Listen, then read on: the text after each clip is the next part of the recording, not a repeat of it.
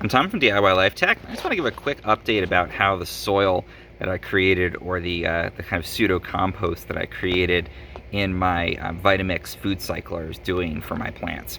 So I showed in a previous video that I could use the Foodcycler, which is a tabletop or countertop appliance that processes your food scraps into something resembling compost that you can then use with your garden. And I showed how I put that into this big planter here. And I wondered how, it would do if I put some plants in it. So I put some little tiny basil seedlings in here about 3 weeks ago, and they're just monstrous now. You can see this thing is just taking over.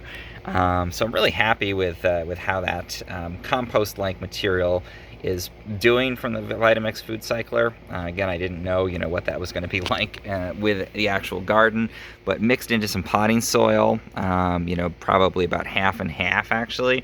It just seems to be creating like monster basil here, which is great to see. So yeah, really happy with the results there, and I'm going to keep using it throughout my garden.